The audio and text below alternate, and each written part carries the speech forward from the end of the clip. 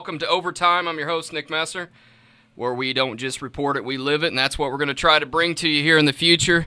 Last week we started out with the preview show. Today we have the football coaches show, joined in studio here by Coach Steve Stirn. Coach, hello. Hello, how are you? Not too bad.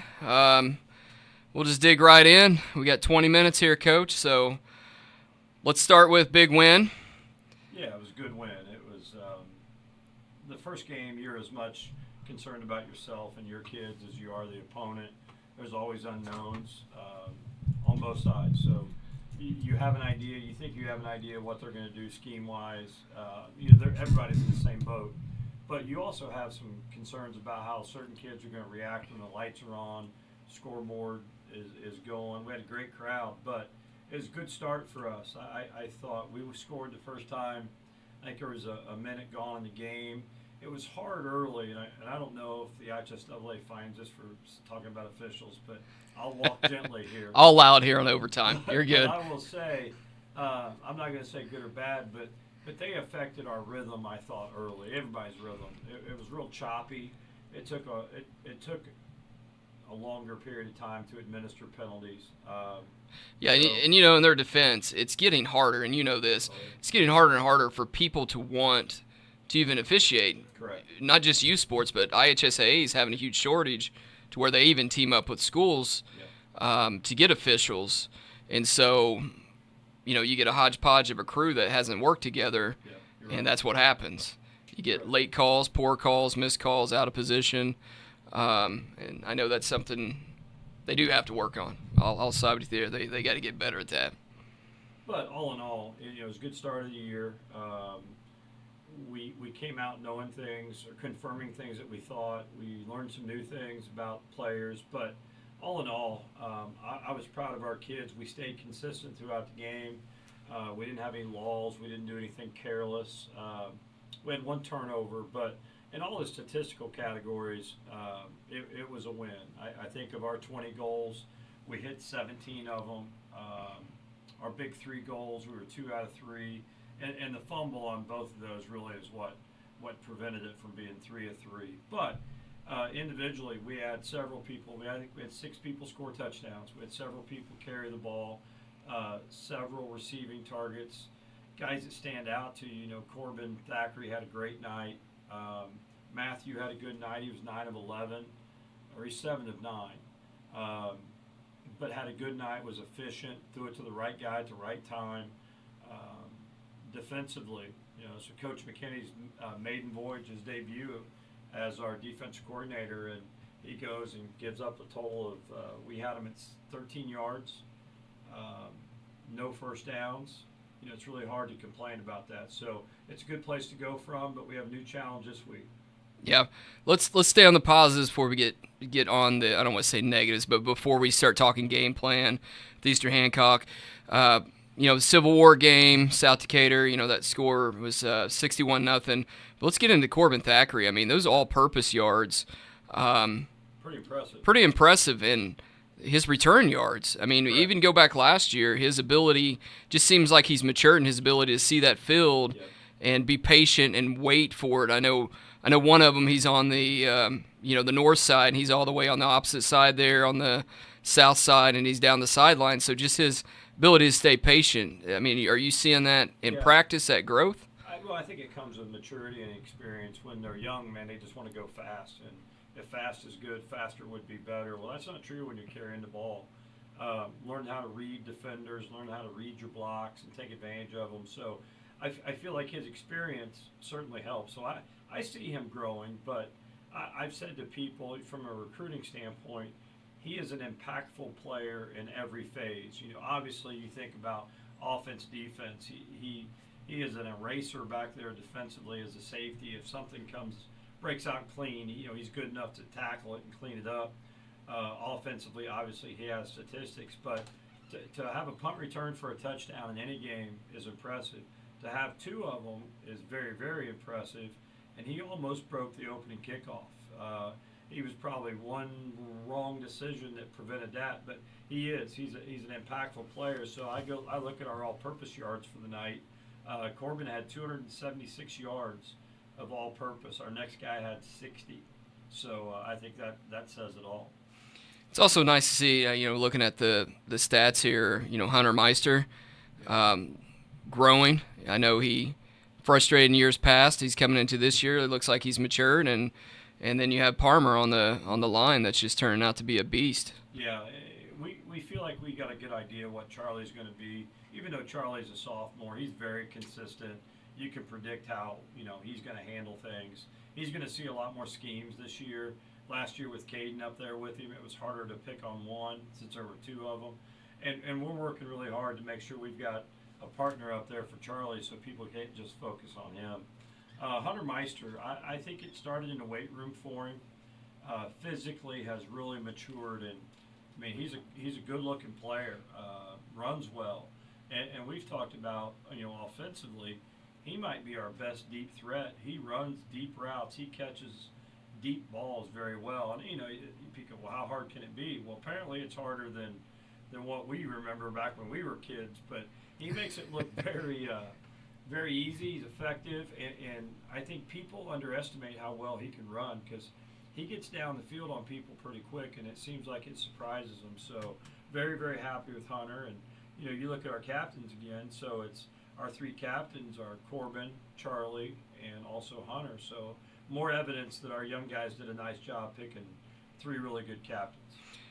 Well, if we do the positives, I mean, big win, but let's look at some improvements. I looked at special teams, and they make or break you now. Yeah. Obviously, with return yards, North looked good, you guys strong, but if you look at what was given up, that's a lot of yards. I mean, if we're looking for a takeaway, and just segueing into talking about next week and future, Eastern Hancock, giving up those big gains, how do you go in practice and correct that? Is that a frontline thing? Is that a containment thing? You really focus on all the above? I think it's really in coverage. It's effort across the board. So if you got a coverage team and three guys go really hard and two of them don't, well, there's natural alleys there for the ball to get loose. So they've got to go together.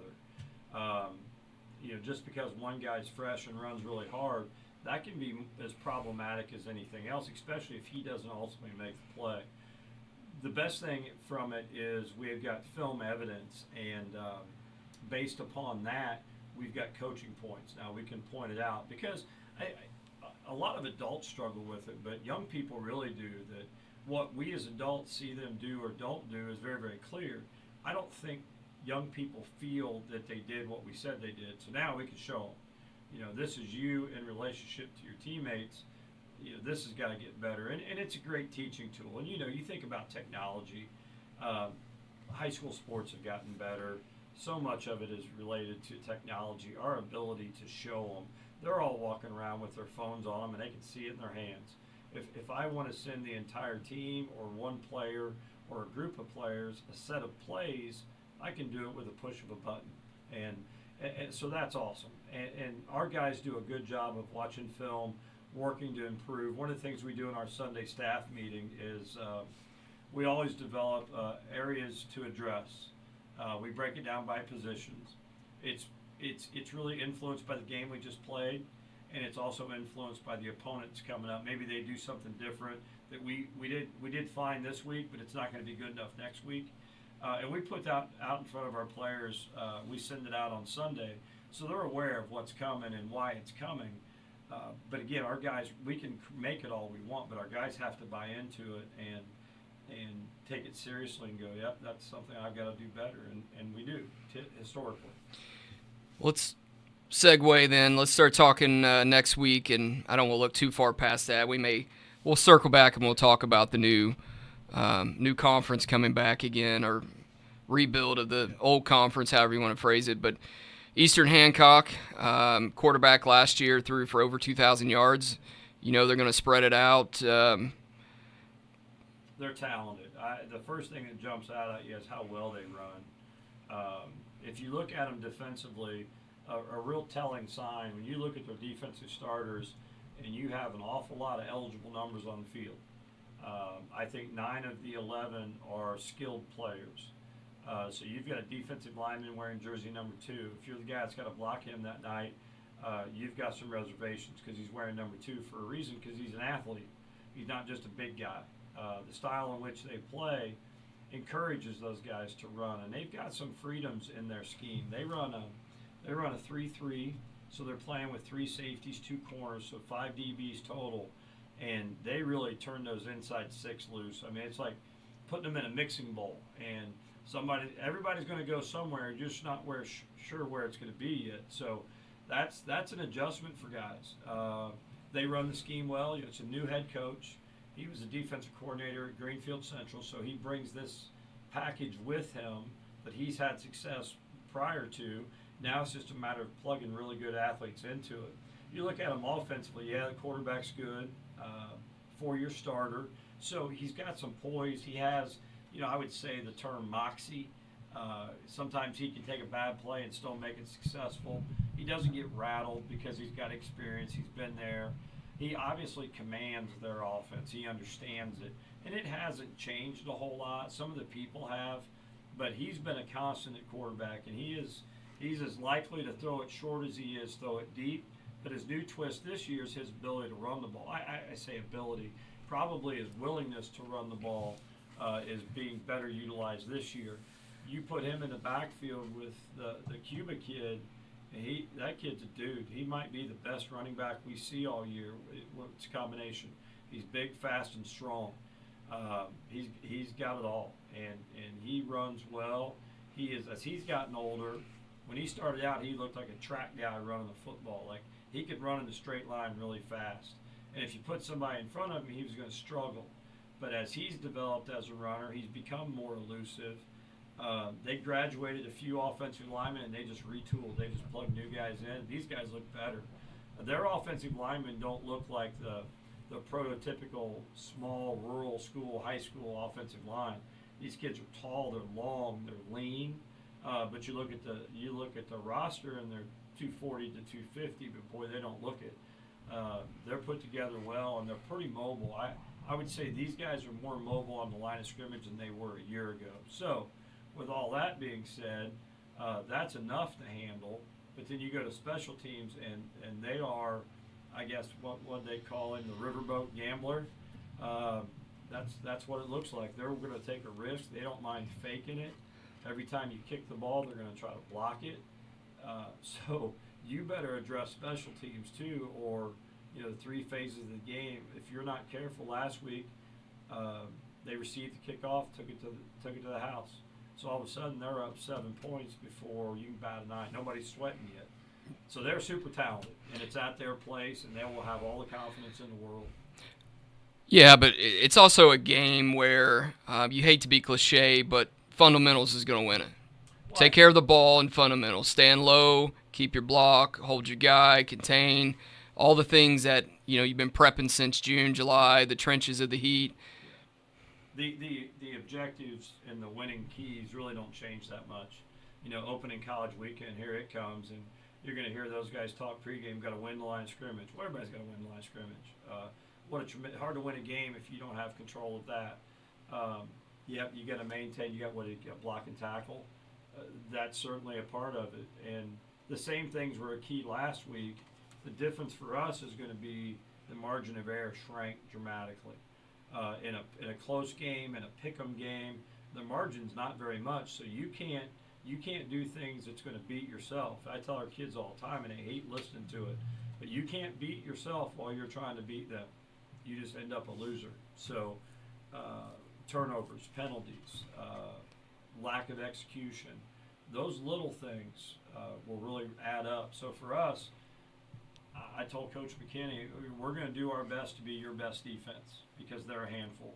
So our ability to have long possessions, our ability to get first downs, our ability, some of those drives are going to have to end up in the end zone. But by us maintaining possession, it shortens the game for them, and it limits our exposure to their offense, which is, again, very, very explosive and capable to score at any time. Well, you have to be, in a sense, again, cliche, you have to be goldfish. It's going to be a game of possessions, obviously, but it's going to be, you got to win the play, you got to win the next play, and you got to be able to forget about the previous play quickly, or a team like this can hurt you. And, looking ahead to our next two coaches, all three of you are in the same spot. All three of you are playing a team that you can't afford to worry about the last play because they're just going to keep coming. They're going to keep coming at you. They're going to keep pounding on you. So you're going to have to recover quick and forget about that. Yeah, and that's part. I would look back and say that's been part of our culture, especially defensively. The ability, the old baseball adage: you got to flush it. You have a tough loss, you got to flush it because you got to turn around and play tomorrow. Football, you got to flush that bad play. Can't change it. Worry about it's not going to change it. But you better believe that if you show a weakness in a game like this, they're going to continue to attack it until you address it. But at the same time, with our upcoming schedule, people are going to see a weakness and they're going to take advantage of it too. So you've got to get over it and you've got to recover and move on, no matter the situation. And our guys have been really good about that. But again, every year's a new year, new culture. How does this group take to it? Friday was a good indication, but we're going to be tested this Friday. Yeah, tested this Friday. But you're like I said, you're well prepared. But looking at this new schedule again, the rebuilt conference, there's going to come a stretch. Obviously, you get Milan back at home, but then you're going to be on the road for three of them. Yeah. At Brown County, at Switzco, and at Lytton Stockton, and then back home for Eastern Green. So, not just teams are challenging in this here, out of conference schedule, but you're also dealing with the fact you're going to be on the road 3 in a row. Right, and they're not short trips. No. But we talk about it and we say it a lot inside our locker room. We're built for this. We're not going to complain about it. We're not going to use it as an excuse. It is what it is, and here's a situation, you got to deal with it. And complaining about it or whatever's certainly not going to help you, and certainly not going to address it. But it is the MIFC 2.0. I'm excited for it. I was disappointed when it kind of went on its hiatus or was shelved for a while. That's why we joined another conference. It wasn't that we left our conference. Our conference essentially agreed to a 4-year, whatever the term was going to be, hiatus, and I didn't want to stop playing for that. I wanted our guys to have that trophy within the season, getting used to playing for things, having that goal, having your chance to be all conference. So 2.0 version brings back an original founding member of Brown County. Tony Bell, which is a familiar name around here, is now the head coach at Brown County. Had a good year last year. They're excited. I think they were 6-5. Brown County School Board just passed or just voted to approve a turf field. That is not going to be for this year, but for next year. So they're doing things to help grow that program. So that'd be a good trip for us and a good challenge. They have been in a conference, play a little different. I won't say they're more pass heavy, but formation wise, they seem to sure want to spread you out based on last year. Some of that may have been the personnel.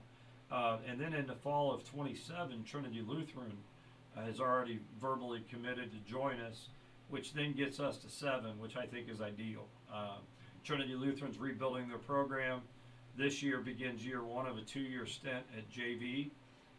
And then in 27, they move up to varsity, so they'll have football at all levels. Trinity Lutheran has also joined our youth league. I think that's good for everybody to be familiar and get to know the people. I've been very impressed with the people involved. Very first class. I think they're very organized. They're doing things the right way. If they continue that, I think that'll be a good addition to our league. And when you look at where they're sitting, they're going to have a certain amount of kids out of James County. They're going to get those kids naturally out of Seymour. If they can grab 1 or 2 out of Brownstown, they could be a formidable team pretty quickly. All right, Coach, as we're winding down this segment, I'm going to give you a final take. We didn't do it last week. Final take, anything you want?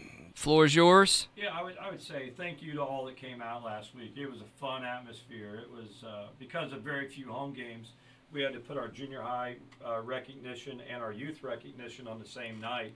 And obviously it's a rival, so you knew you were going to have a good crowd. I thought we had a great crowd, and that was fun to play in. That's fun for both programs. I'd also like to recognize real quick our players of the week. If people haven't seen it on social media offensively, Matthew Fields and Charlie Palmer split that. Defensively was Hunter Meister. Special teams was Corbin Thackeray. Our key hit of the week was Eli Trinkamp. Offensive line was Charlie Palmer. Captain of the week was Eli Trinkamp. And our scout player of the week was Timothy Ralston. So I wanted to make sure that we mention all those guys because I think that's important when you try to perpetuate your program. Absolutely, I agree. Coach, good luck rest of the season. I mean, you'll be back on for North Decatur's Wednesday in a couple weeks, but good luck till then. Thanks for joining us. This is Overtime, and we'll be right back with Greensburg's football coach, Isaac Sliger.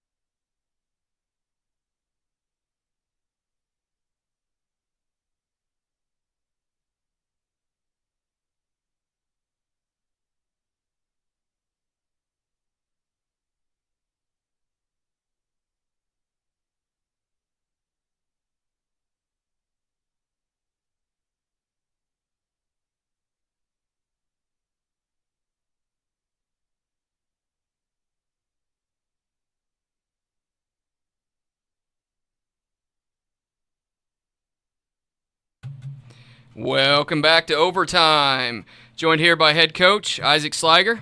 Coach, welcome. Thank you. Thanks for joining us. Well, we'll just jump right in. Absolutely. I know, after our last preview show, I know it wasn't the outcome, obviously, that you want, but a lot of good takeaways, honestly.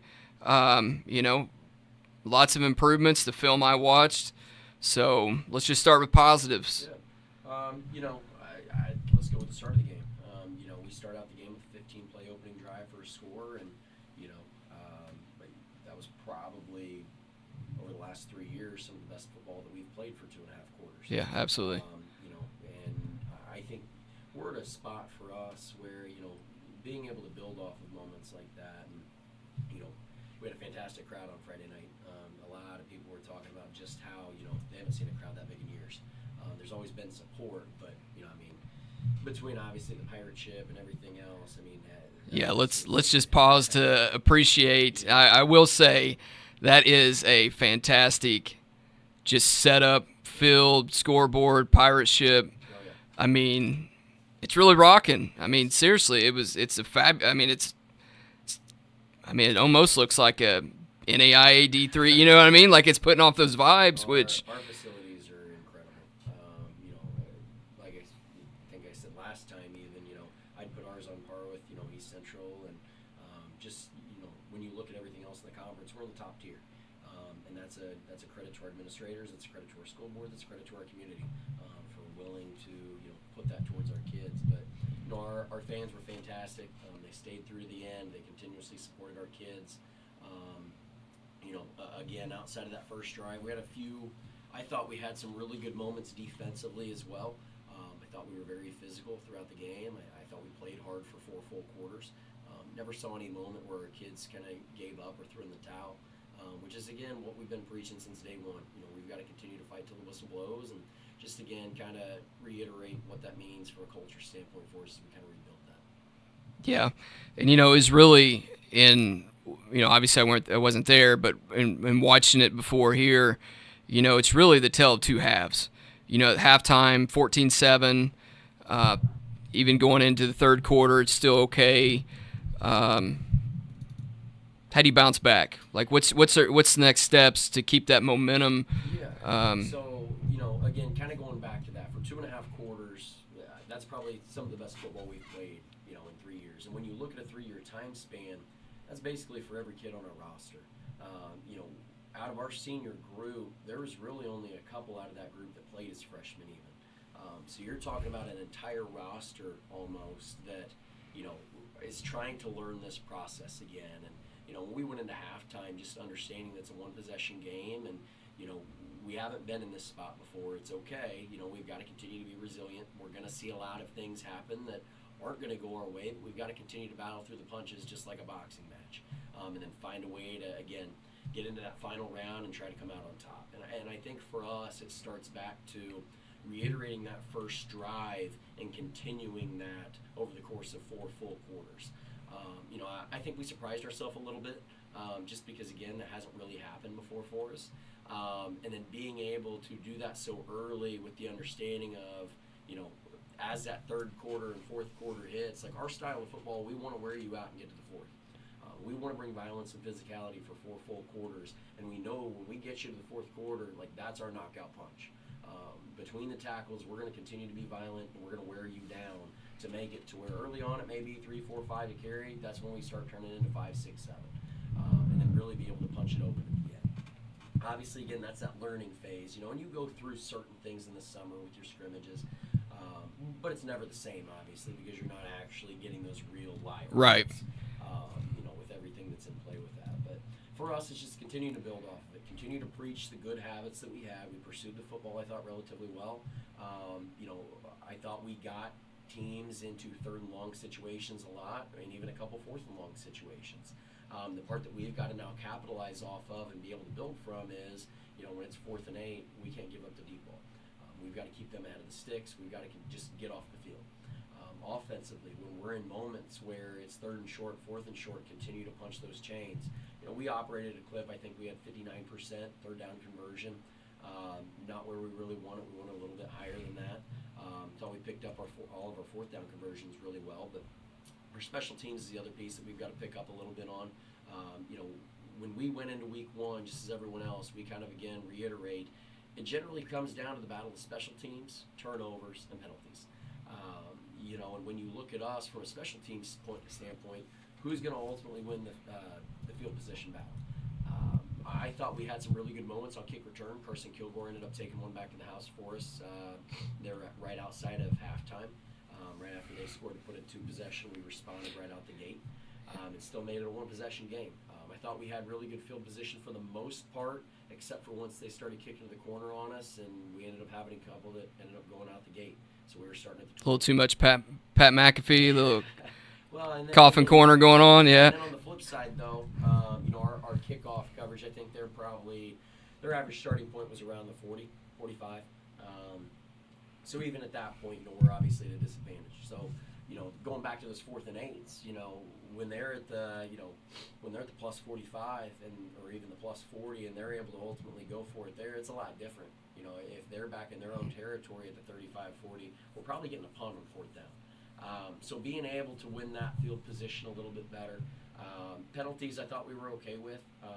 We had a couple just from an alignment standpoint early on that first drive, but we were able to still respond with it and really didn't have a ton throughout the game.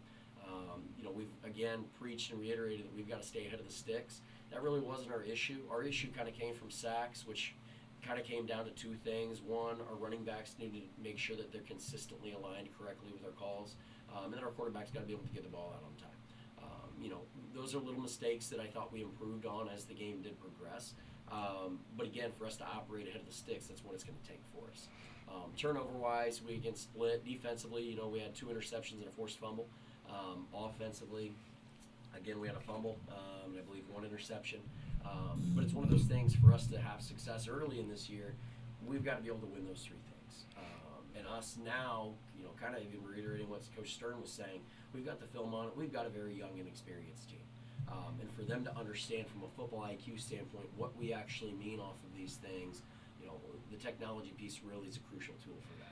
Well, and you have a baseline. You have some good, like you said, you had, over 100 yards on kick returns. I mean, there's some positives, getting some good field position, helping out the young quarterback, young running backs, looks like young offensive line even, and just giving them that confidence. But, there are positives. Turnovers, of course, you clean that up. Your jitters probably, amped up. I think a lot of them maybe got a little amped up too quick maybe, which you get that. And then, coming out. Is that the first game with the pirate ship? Yes. First So, pirate ship and, everything that we decided to do pregame with the starter announcements. And yeah. everything. So, there's obviously a lot of emotions. And, again, when you have a very inexperienced team, we preach all the time, you can't ride the roller coaster. You've got to be able to kind of flatline and just slowly, steadily rise.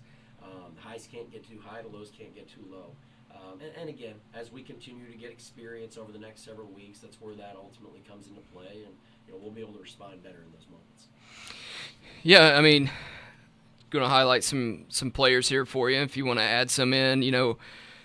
Cruz, 11 carries, 42 yards. Kilgore, 13 carries, 49 yards, so just under 4 yards a carry. So again, there's positives, and you have the stats there to show that you're trending where you want them to trend. How are the players taking it? I thought positive. I think the biggest point that we have to continue to remind ourselves, and this is where it is for us, we're not the same team we were a year ago. We're not the same team that we were in July. And really, as this week even continues to progress and week after week, you see your biggest growth moments from 1 to 2 and 2 to 3, I feel like, in the early season. And especially with an inexperienced group. That's really where it starts to kind of plunge ahead a little bit. I think it's relatively positive. Again, just the continuous reminder of we're not what we were, that has to be the big point. And being willing to adapt in situations that we haven't seen before. It's hard when you're a 15, 18-year-old kid and you don't understand, what it takes to win, what it takes from an overall perspective of why we do what we do. And in a new system. In a new system and in an environment where none of our kids know. Yeah. Again, when you look at our entire grouping, over the course of 3 years, it's kind of been the mainstay. And that's not to anyone's fault. It's just that's the situation that's been folded. So for us to be able to kind of advance beyond that, it's just the recognition piece. We're going to have to go through a lot of adversity and a lot of moments that as we continue to develop and understand, unfortunately that does take time a little bit. But the overall piece of it is that we played 2.5 quarters, the best football that we have in 2.5, 3 years. Now we've got to go make sure we can do it for 4 quarters and keep plugging away to start getting victories. Yeah. Let's move ahead. We'll switch the schedule this week. Greenfield Central.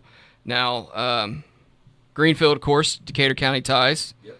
Travis Nolting, South Decatur graduate, head coach there. Had some success over the years.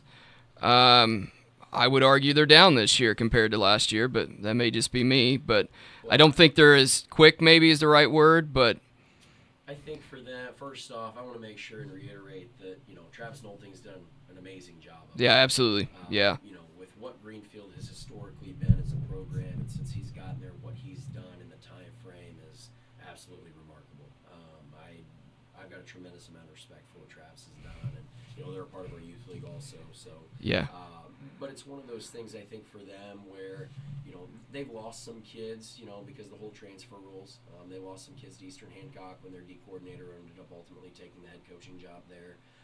He had an assistant coach a few years ago who's the head coach at Knightstown also that he's lost some kids too. Yeah. I think the other piece of that too is they've got some kids that have moved in, but you're not going to be able to see them until about week 4, week 5. Yeah. The 30-day window opens. Right, and they get the practices and everything, yeah. But when you look at everything else, they returned 9 starters offensively. This is a team that by the time they hit their main stretch into week 9 into the playoffs, this is a team that should be able to compete and win their section. I truly believe. Yeah. Don't get me wrong. When I say I don't think they're as fast or as quick as they were last year. They have Coach Nolting. He's a passionate guy, and he's always been passionate. And like you said, that program's reflecting the great job he's doing, and they're going to be something. But for you, it's getting ready for that, right? What's the game mindset? What are we doing to get ready? Yeah, so I think for them, obviously, their starting quarterback's a freshman. It's actually Nolting's son. And anytime you've got a freshman in that type of offensive system, you're going to have some growing pains early on. And you see flashes of what he can really do. I think he's a relatively good runner, still developing as a passer still. But as a freshman, that's normal. I think it's really going to be a week for them where they're going to really try to get their foundation back underneath them. A lot of people were kind of surprised with Beech Grove. Beech Grove's improved tremendously. Again, you talk about a team that was able to get a lot of transfers in with the new rules. Yeah. And especially with where they're sitting geographically, it's one of those things that Beech Grove had a couple of really, really good athletes. For us, I think it's going to be a week again where they kind of just get back to what they do fundamentally, which is going to be a lot of double tight bone, a lot of double tight flex, and really get back to being able to run midline really well, trap really well, and just being able to kind of control the clock and move, at a methodical pace.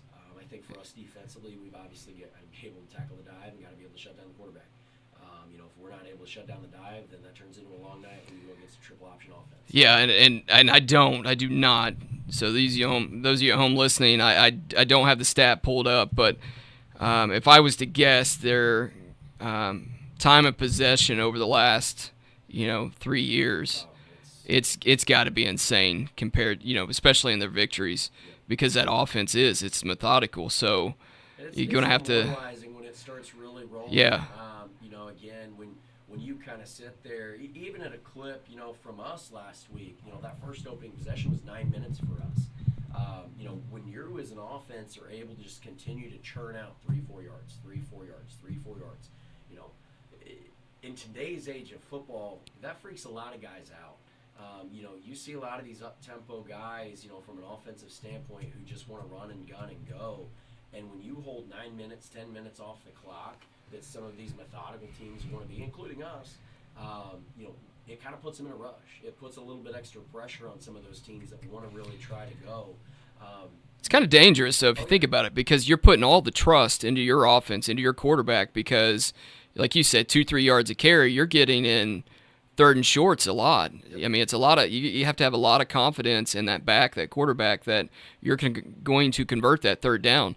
Otherwise, you have a lot of fourth and shorts the whole game. It's I grew up in an option offense also, so it's one of those things though where they will be methodical and they do not care, and it's just slow churn, slow churn, slow churn. Eventually, it's going to bust out. Kind of similar to our philosophy late in the game.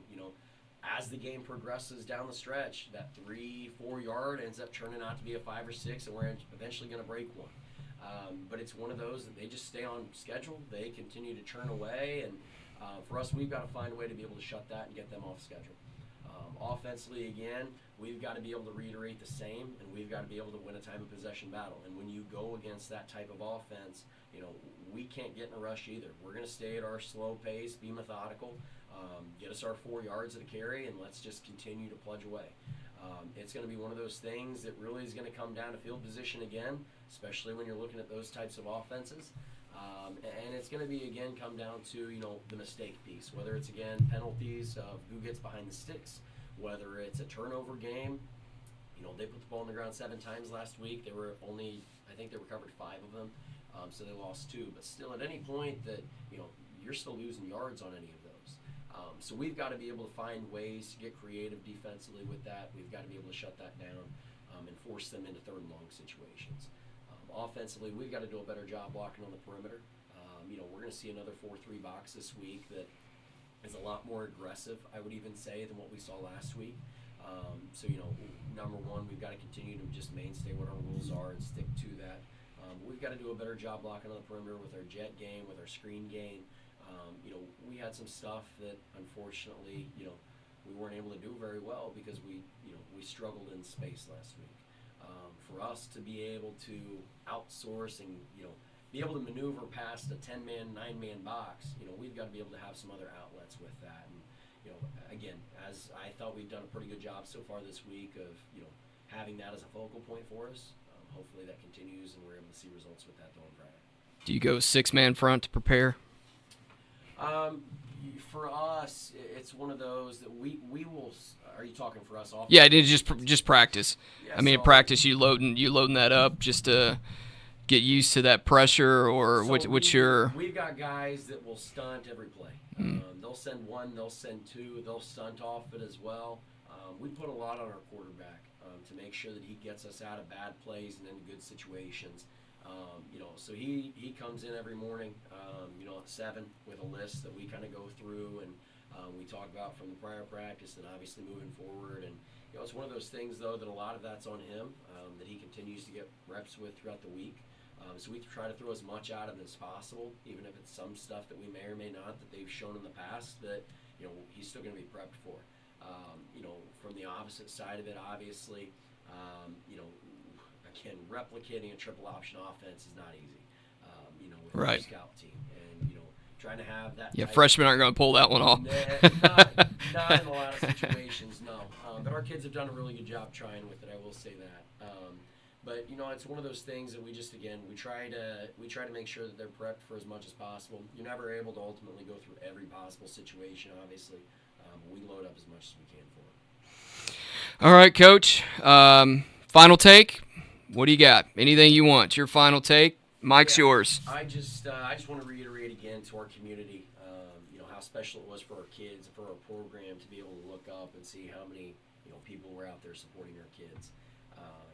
Again, that first opening drive is something that, like I said, our kids really haven't done in about 3 years. And when we were able to have that, I mean, the place erupted.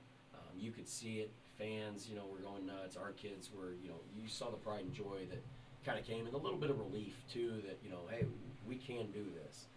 Now we've just got to do it consistently. But I just want to make sure that, and thank them that, our program really appreciates that. Continue to come out and support our kids. Continue to load the stands up.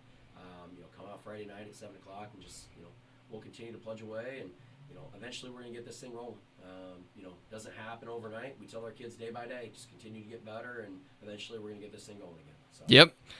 Well, Coach, appreciate you coming in. Good luck. We'll be back on here with you in a couple weeks for the school show. So best of luck till then. And this is Overtime on 1330 WTRE.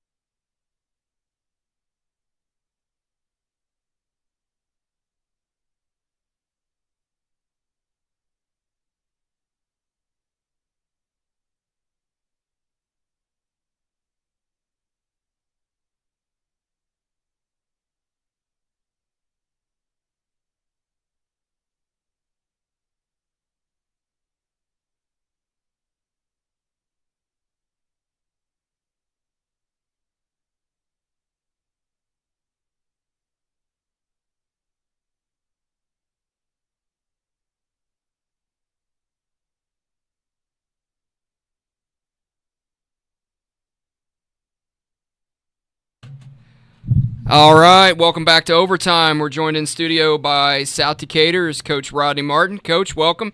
I appreciate it. Thanks for having me. All right, Coach, we'll get in here, and not the outcome you wanted. We know that, but we also know how young you are, and Yeah, for sure. It definitely not the outcome we wanted. We are a young team. I don't like to create excuses or give excuses, and that's one thing that we are working hard to change the culture of within our program is creating excuses for something. And our guys, we're a young team, and they are buying in tremendously. But we got low numbers. We had, I think, 10 to 12. I think it was at least 10. It might have been 12. Guys who were in our football program last year that decided not to come back out this year. So that hurt. It was a lot of upperclassmen. And so that hurt us quite a bit. And so we've got 23 kids. 4 of those are seniors. And then you can see our sophomore class is our biggest. Makes up the majority of our team. But yeah, we're a young team. They've got buy-in. They had a great summer. I can't ask more out of them. And you know what I like about these guys is, for the first time probably since I've been back as head coach, we didn't go to North Decatur already scared because it said North Decatur on their jersey. Our guys were ready to play, and Coach Stirn's got a tremendous program. He has, and everybody knows that, and everybody admires the things he does there. And he's got the type of program that others would strive or would love to have. They really work towards getting to that level of success, not just on the field, but just the way they do things. And our guys are getting there. They're starting to buy in. They're starting to see, the little things. I heard the other coaches talking about film and watching film and going back and seeing and being able to correct because you get to watch that film. And, we're just having to teach these kids how to do that. But they're working hard, and they're a great group, and I was proud of them. We didn't stop playing. No, that you didn't. You did not. Stop, and we got through it. We talked about it, and I said, this is week 1. Okay, it is what it is. We got through it. Let's watch film over the weekend. Come Monday, we'll have things ready for you on what it is we need to focus on to get better for the week. And I said, it's a new week. We move on. Season's not over because we lost our opening game. And our guys have had a great week of preparation heading into Shenandoah for Friday. And I think, I'm going to take it even a step further, Coach. I think seeing the young players, like you see the culture on the south end down there, you see that culture growing with the youth football and the intensity and that I want to win, I want to play. Junior high's got a little bit of it, or a lot of it, some of them. I mean, you see that culture changing. Yeah. And it just doesn't happen overnight, and that's the hard part. That's the hard part. Yeah. Yes, it doesn't happen just overnight. And I'm in year 4 since I've been back. This is my fourth season. We've worked really hard to get our junior high program and our youth program, because that's where it starts, is the junior high and the youth programs, and as they come forward and move up, and then we get them.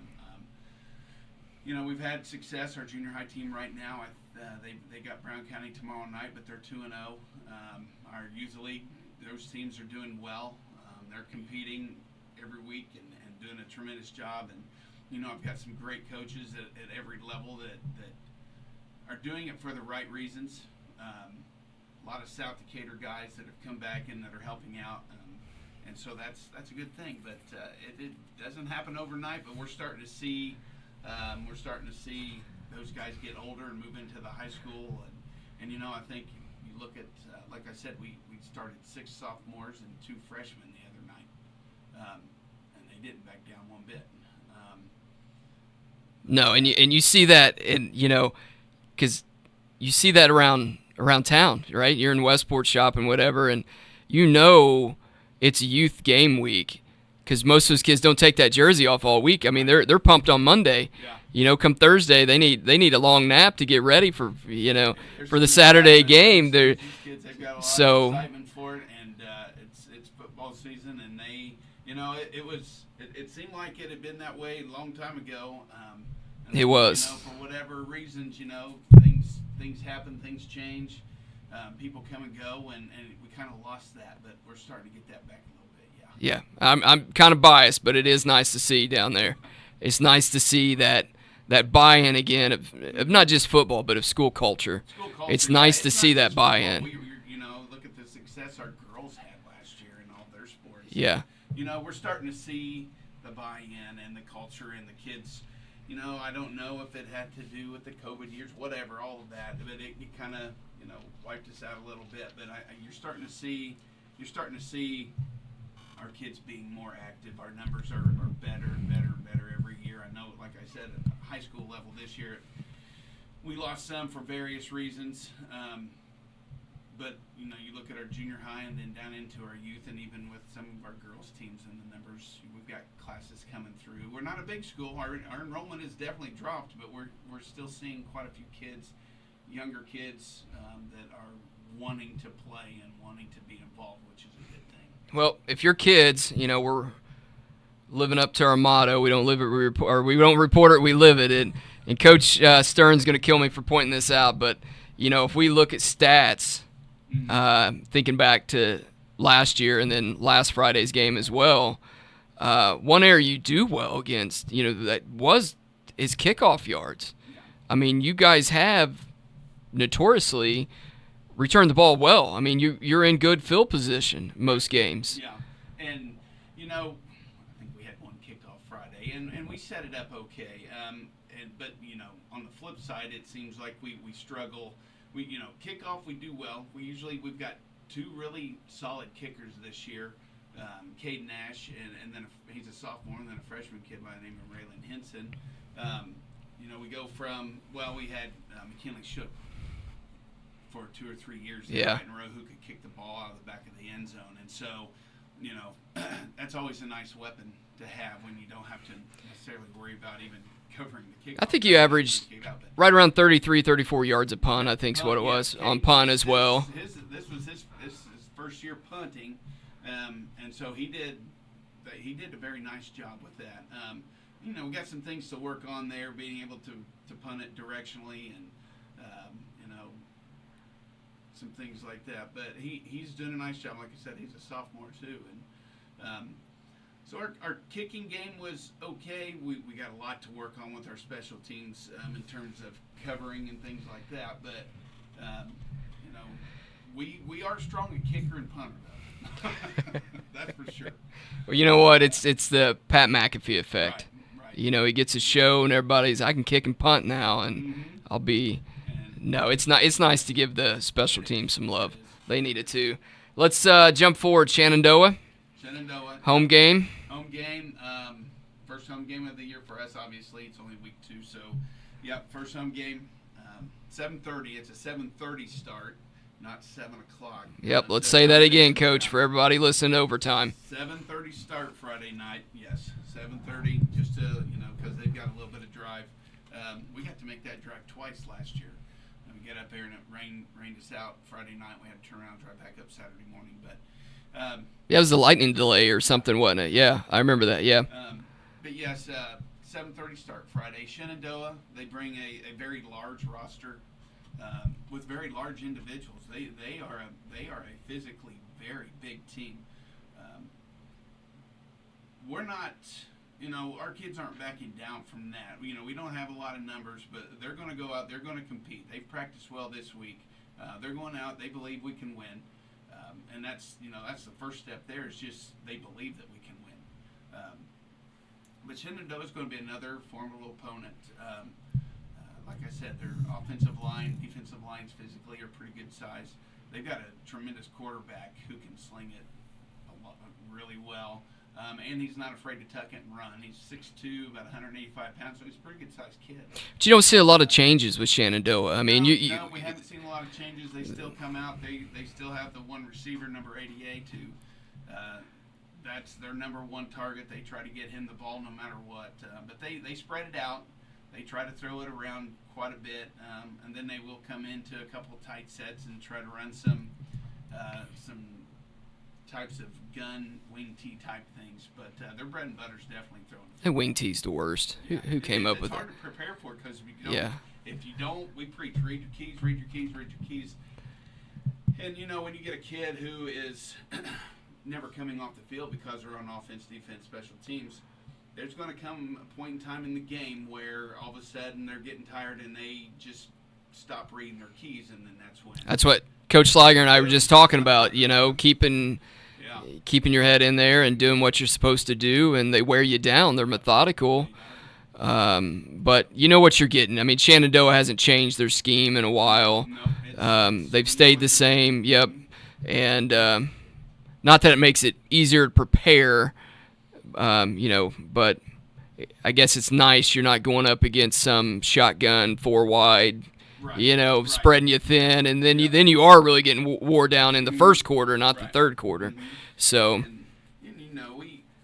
I thought last Friday at North, I thought defensively we did a nice job against the run game. Matthew Fields was able to just find breakdowns in our coverage, but and that kid can throw the football. I can tell you that he's a pretty good quarterback. But he was able to find some things. But defensively, I thought we did well. Obviously, there's room for improvement, but I thought we did well against the run game. I know Corbin and the Barber kid had quite a bit of, they had some good runs against us for sure. But so we took that. We always look for some. What is it we did well? And that was one thing we thought we did relatively well was the run defense. And so something to build on going into this week. And we look for any and everything we can to build on. From week to week, while trying to find what the things are we need to focus on and improve that.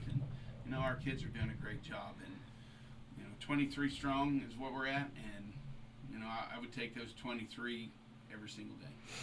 Looking ahead, and I tell you guys this all the time. I hate looking ahead on a schedule because I think that's what gets you in a bad spot sometimes. You got to see what's in front of you first. You got Edinburgh coming up. Away at Crawford County, away at Brown County, Cloverdale, Switzco, Milan, Crimson Knights. Right. So, schedule looks pretty good. I mean, it looks. If we can stay healthy, we've got some games there that we can definitely win. Definitely win. Several of those. We feel confident that our biggest thing is just making sure that we do the right things through the week to keep our kids healthy and fresh, so that on Friday nights they're where they need to be in terms, of physicality and mentally. So we're not beating them up too awful bad through the week right now. But looking ahead, and like you said, I don't necessarily like to look ahead as much too, but you do as a coach. You look at your schedule, and we feel that there are some games that yes, we should be able to, if we come out with the right mindset, and not just think, hey, it's such and such team, it's going to be a kick. No, there's no schedule on our team that we can think about that we can say, oh, that's going to be an easy win. No, we are not there. We are not that kind of. No, but you want them to get some confidence. Correct. And you want to reward them for that effort. They're busting their butt last 4 months. You want it to pay off for them, so they get that confidence. Sure. So you got to look ahead a little bit and schedule that out. So again, just going to reiterate, 7:30 at South. Mm-hmm. Coach, final take. It's all yours. It's hard to believe we were, after practice today, we were like, oh my gosh, we're getting, it's hard to believe that we're already in the week 2. We've got one more, light practice tomorrow, Thursday, in preparation. We're already in week 2 of the season, but it's been a fun time with this group of kids that we have right now. Even starting back in June when the summer rolled around, we did all of our summer stuff. It's just a different vibe with this group. This group is a group that's, if we say, hey, we need you to do whatever you do to run through that wall, they're going to find a way to try and do it. Whether they're successful or not, they're going to bang their heads on that wall until they try to get through it. it's a great group of guys to be around. Our coaches, we've got some really good coaches that it's just the buy-in is getting there, and our kids are showing it. And so, they're gonna win some games this year. They're gonna win some games this year, but we're young, and it's just it might not happen overnight, but it's gonna take some time. But we're heading in the right direction, that's for sure. And going back to Friday, once again, as always, our fans were great. We always travel well, and that's something I've always said and always noticed, that our fans, no matter where we are, we definitely are going to have a very large crowd. And so we appreciate that, and we appreciate everything that everybody does to help support us. All right, Coach. You'll be back around next week, actually, is South Decatur night for all the South varsity coaches. So we'll see who's available next week. I know we're busy, and I don't know if we have rainouts from cross country or whatever that maybe can't make it or something. But Coach, good luck this Friday, 7:30. I'm going to keep saying that so everybody knows. This Friday, 7:30 at South Decatur. Good luck. Good luck the rest of the season. Thanks for joining us. Not bad. This is the end of our second night, Coach. Second show. Good. I appreciate it. And it's always nice to get on here and talk about our program. I mean, we're trying to bring it back. We really want to. WTRE and I really want to start putting, I guess, the love back in sports here. Right, and that's good. It's always, like I just said, it's always nice to be able to get the coaches in and talk about their programs, because these coaches and these players, they put in a lot of time, effort, and some people maybe don't realize just how much time and effort is put into. Absolutely, and the sacrifices that these players are making, and I want to reward them for that.